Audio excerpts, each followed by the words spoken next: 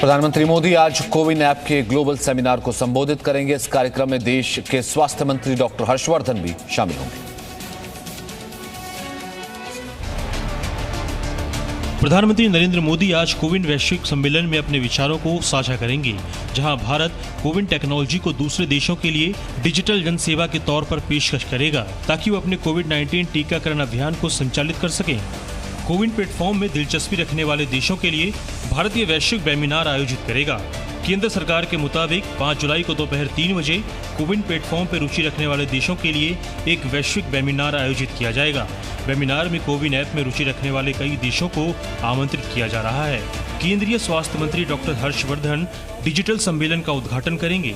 सम्मेलन को विदेश सचिव HV श्रृंगला, केंद्रीय स्वास्थ्य सचिव राजेश भूषण और शर्मा भी संबोधित कर सकते हैं। इस दौरान राष्ट्रीय स्वास्थ्य प्राधिकरण ने कहा कि कोविड-19 से एकजुट लड़ाई में कोविन को लेकर भारत दुनिया के साथ हाथ मिलाने के लिए उत्सुक है।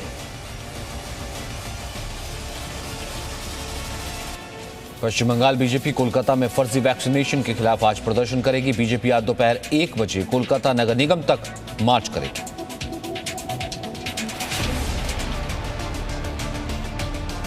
कोलकाता में फर्जी टीकाकरण अभियान को लेकर सत्तारूढ़ TMC के खिलाफ बीजेपी आज विरोध मार्च करेगी।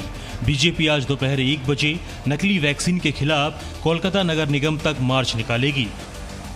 हालांकि पुलिस ने कोरोना का हवाला देते हुए इसकी अनुमति देने से इनकार कर दिया है, लेकिन बीजेपी का कहना है कि वो कोरोना नियमों का पालन करते हुए सीमित लोगों के साथ विरोध प्रदर्शन करेंगे।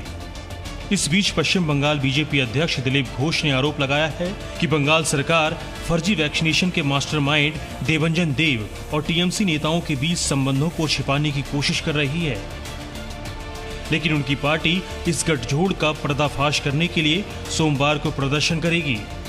इधर फर्जी वैक्सीन मामले को लेकर आज सुबह 11 बजे कोलकाता हाईकोर्ट में सुनवाई होगी।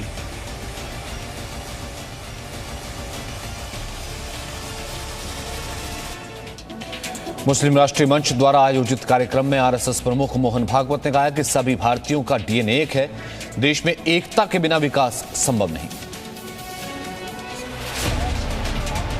RSS प्रमुख मोहन भागवत ने कहा कि सभी भारतीयों का DNA एक है, चाहे वो किसी भी धर्म या जाति के हों। मुस्लिम राष्ट्रीय मंच द्वारा आयोजित कार्यक्रम में RSS प्रमुख मोहन भागवत ने कहा कि हिंदू मुस्लिम एकता भ्रामक है, क्योंकि वो अलग अलग नहीं बल्कि एक हैं।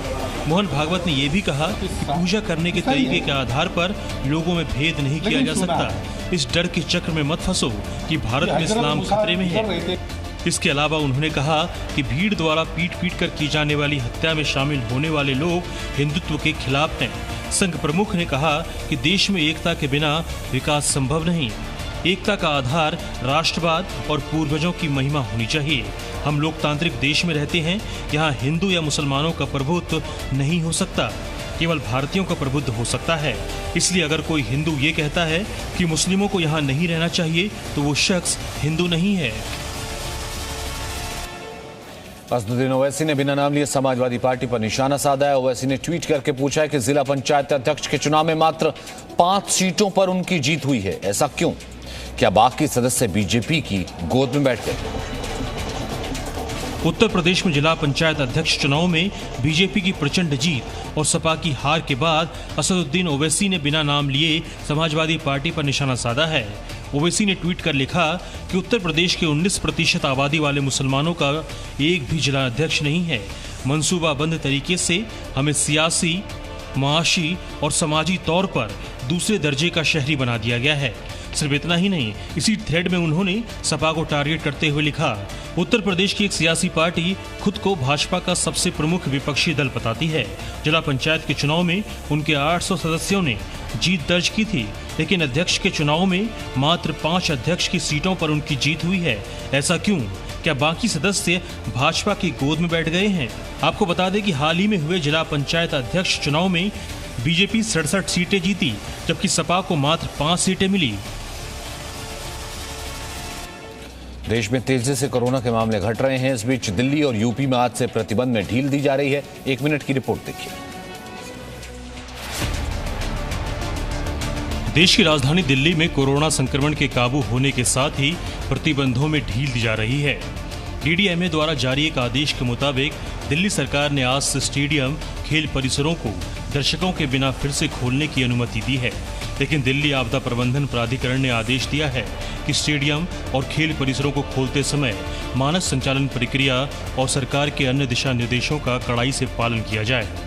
इस बीच उत्तर प्रदेश में भी कोरोना संक्रमण की दूसरी लहर धीरे धीरे कमजोर पड़ रही है, जिसके बाद योगी सरकार ने प्रतिबंधों में और ढील दी है। यूपी में आज से मल्टीप्लेक्स, सिनेमा हॉल, जिम और स्पोर्ट्स स्टेडियम खोलने की अनुमति है, लेकिन सतर्कता के लिए वीकेंड लॉकडाउन जारी रहेगा। नए दिशा निर्देश आज सुबह 7 बजे से लागू हैं, जिसके तहत जिम, सिनेमा हॉल, मल्टीप्लेक्स और स्टेडियम को सुबह 7 से रात 9 बजे के बीच खोलने की अनुमति मिलेगी। आज से जम्मू कश्मीर के सभी 13 जिलों से लॉकडाउन हटा दिया गया है। आज से प्रतिबंधों में ढील मिलेगी, लेकिन नाइट कर्फ्यू जारी रहेगा।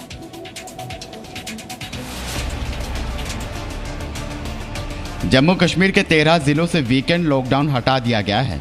हालांकि पहले की तरह नाइट कर्फ्यू जारी रहेगा। जम्मू कश्मीर प्रशासन ने आधिकारिक बयान में कहा है कि सोमवार से सभी 13 जिलों में वीकेंड लॉकडाउन हटाया जाएगा, लेकिन रोजाना 8 बजे से सुबह 7 बजे तक कर्फ्यू जारी रहेगा। दरअसल जम्मू कश्मीर में कोरोना संक्रमण के मामले तेजी से घट रहे हैं। संक्रमण के घटते मामलों को देखते हुए वीकेंड लॉकडाउन हटाने का फैसला लिया गया है। सरकार ने टीकाकरण से जुड़े सार्वजनिक व्यवहार और कोरोना नियमों के तहत दुकानों, बाजारों और व्यावसायिक प्रतिष्ठानों को खोलने की अनुमति दी है। आपको बता दें कि ये फैसला ऐसे समय में लिया गया है जब जम्मू कश्मीर में कोरोना के नए मामले लगातार कम हो रहे हैं और राज्य में एक्टिव मामलों में भी तेजी से कमी आई है।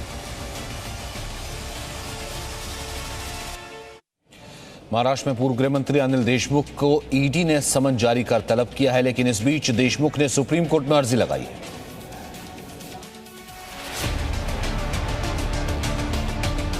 मनी लॉन्ड्रिंग के मामले में महाराष्ट्र के पूर्व गृह मंत्री अनिल देशमुख को ईडी ने समन जारी कर आज फिर तलब किया है, लेकिन ईडी की कार्रवाई से बचने के लिए अनिल देशमुख ने सुप्रीम कोर्ट में अर्जी लगाई है।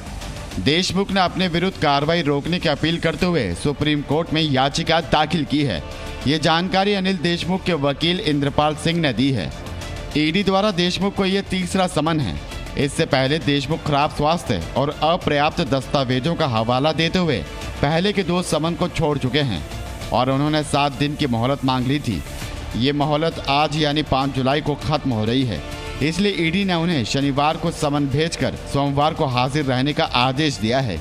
ईडी ने अनिल देशमुख के बेटे ऋषिकेश देशमुख को भी समन जारी कर दिया है और उन्हें मंगलवार को पूछताछ के लिए एजेंसी के सामने पेश होने को कहा है। लोजपा में 2 गुट बनने के बाद आज दिवंगत रामविलास पासवान की जयंती के अवसर पर चाचा और भतीजे शक्ति प्रदर्शन के लिए तैयार हैं। लोजपा सांसद चिराग पासवान आज रामविलास पासवान की जयंती के मौके पर आशीर्वाद यात्रा निकाल रहे हैं। लोक जनशक्ति पार्टी में चाचा और भतीजे के बीच जारी लड़ाई थम नहीं रही है। लोजपा नेता चिराग पासवान ने बिहार के हाजीपुर से अपने पिता और पार्टी के संस्थापक रामविलास पासवान की जयंती 5 जुलाई से आशीर्वाद यात्रा शुरू करने की घोषणा की है। चिराग पासवान अपनी पार्टी के प्रतिद्वंद गुट के खिलाफ मैदान में हैं। चिराग की आशीर्वाद यात्रा अपने चाचा के संसदीय इलाके से होगी। इस दौरान चिराग ने कहा, हाजीपुर मेरे पिताजी की कर्मभूमि है। पापा ने उसे माँ का दर्जा दिया है। जब अपनों ने धोखा दिया तो फिर क्या करें? जनता ही मार्गदर्शन कर सकती है। मुझे भी जनता आशीर्वाद देगी जैसे पापा को दिया था। इस बीच चिराग पासवान के आशीर्वाद यात्रा पर पारस ने हमला बोला। तो उनकी आत्मा की शांति हेतु आशीर्वाद यात्रा की कोई जरूरत नहीं है, श्रद्धांजलि यात्रा हो। चिराग गुट और पारस गुट के बीच पोस्टर वॉर शुरू हो गया है। पूरे शहर में जगह जगह दोनों गुटों के समर्थक अपने अपने नेता के समर्थन में पोस्टर लगाए हुए हैं। बीजेपी अध्यक्ष जेपी नड्डा 3 दिवसीय हिमाचल दौरे पर हैं। इस बीच जेपी नड्डा और मुख्यमंत्री जयराम ठाकुर आज अटल टनल जाएंगे। बीजेपी अध्यक्ष जेपी नड्डा 3 दिवसीय हिमाचल दौरे पर हैं। रविवार को जेपी नड्डा हिमाचल के बिलासपुर पहुंचेंगे। जेपी नड्डा आज सुबह 10 बजे मनाली पहुंचेंगे। फिर मुख्यमंत्री जयराम ठाकुर और जेपी नड्डा अटल टनल के लिए रवाना होंगे। अटल टनल का दौरा करने के बाद जेपी नड्डा सिसु हेलीपैड से हेलीकॉप्टर द्वारा कुल्लू के लिए रवाना हो जाएंगे। जेपी नड्डा का कुल्लू दौरा 2 दिवसीय है। नड्डा कुल्लू में मंडी संसदीय सीट और फतेहपुर जुब्बल कोटखाई विधानसभा उपचुनाव जीतने के लिए टिप्स भी देंगे। अपने गृह राज्य के दौरे पर आए नड्डा पिछले साल अटल सुरंग के औपचारिक शुभारंभ समारोह में शामिल नहीं हो सके थे। प्रधानमंत्री नरेंद्र मोदी ने 3 अक्टूबर 2020 को अटल टनल शुभारंभ किया था। बीजेपी अध्यक्ष जेपी नड्डा आज शिमला के आईजीएमसी में इलाज करा रहे हैं। पूर्व मुख्यमंत्री वीरभद्र सिंह से भी मुलाकात करने जा सकते हैं। मामले पर योग गुरु बाबू रामदेव की याचिका पर सुप्रीम कोर्ट आज सुनवाई करेगा। पिछली सुनवाई में कोर्ट ने रामदेव के पूरे इंटरव्यू का बिना एडिट वीडियो मांगा था। कोरोना वायरस महामारी के दौरान योग गुरु रामदेव द्वारा एलोपैथिक दवाओं पर दिए गए बयान पर आज कोर्ट में सुनवाई होगी। बाबा रामदेव की याचिका पर सुप्रीम कोर्ट आज सुनवाई करेगा। पिछली सुनवाई में कोर्ट ने रामदेव के पूरे इंटरव्यू का बिना एडिट किया हुआ वीडियो मांगा था। बाबा रामदेव पर एक इंटरव्यू के दौरान एलोपैथी और डॉक्टरों के खिलाफ अपमानजनक टिप्पणी करने का आरोप है। एलोपैथी बनाम आयुर्वेद की लड़ाई में योग गुरु बाबा रामदेव के खिलाफ देश के अलग अलग राज्यों में केस दर्ज कराए गए थे। इसको लेकर बाबा रामदेव ने सुप्रीम कोर्ट में एक याचिका दाखिल की। रामदेव ने अपनी याचिका में आईएमए पटना और रायपुर द्वारा दर्ज प्राथमिकी पर रोक लगाने और प्राथमिकी को दिल्ली स्थानांतरित करने की मांग की है। बाबा रामदेव की याचिका पर 3 सदस्यीय पीठ विचार करेगी। अंतरिम राहत के तौर पर योग गुरु ने अपने खिलाफ दर्ज आपराधिक शिकायतों की जांच पर रोक लगाने का भी अनुरोध किया है।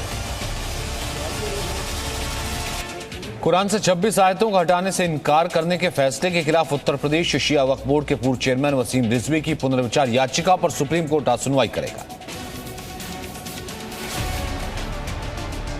कुरान से 26 आयतों को हटाने को लेकर उत्तर प्रदेश शिया वक्फ बोर्ड के पूर्व चेयरमैन वसीम रिजवी एक बार फिर सुप्रीम कोर्ट पहुंच गए हैं और देश की सबसे बड़ी अदालत इस पर सुनवाई करेगी।